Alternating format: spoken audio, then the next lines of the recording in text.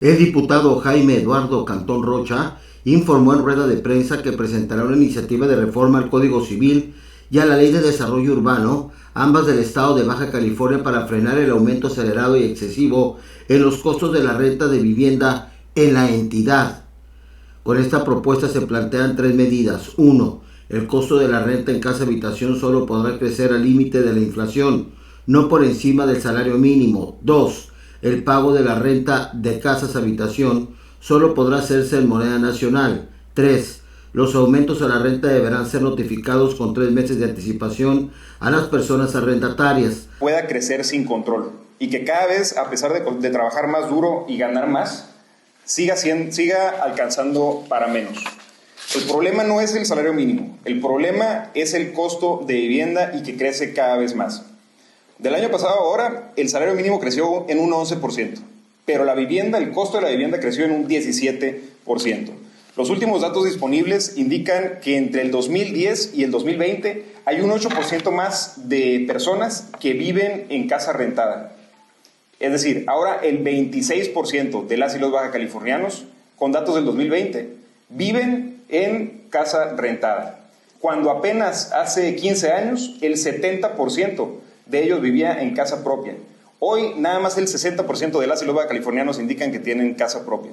De la misma forma creció del 5 al 12% en un periodo de 10 años la gente que vive en casa prestada o casa compartida. Es decir, estos números son alarmantes y confirman que tenemos un problema que si no actuamos pronto vamos a tener una crisis de vivienda en Baja California. Cada vez es más difícil comprar la casa y por eso cada vez más gente está o rentando o decidiendo vivir en una casa compartida o en una casa prestada.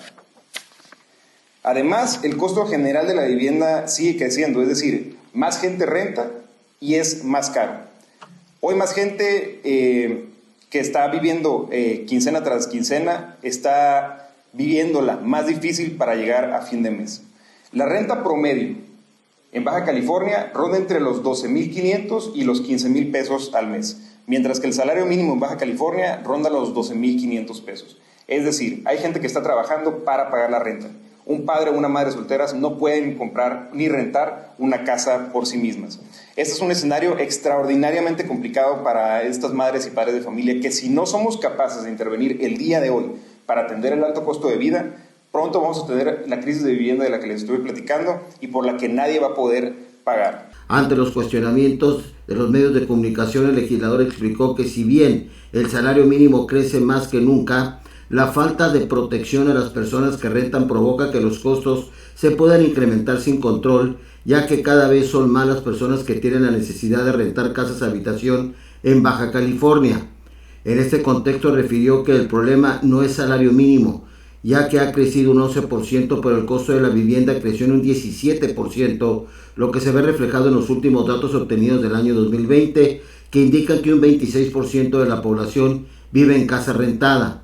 Tenemos que atender esta problemática desde ahora y responder a la realidad económica de la clase trabajadora, ya que el constante aumento de los precios de las rentas, muchas veces sin una justificación objetiva que está relacionada con los ingresos de los arrendatarios, han generado una creciente presión económica para los sectores más vulnerables de la población, indicó.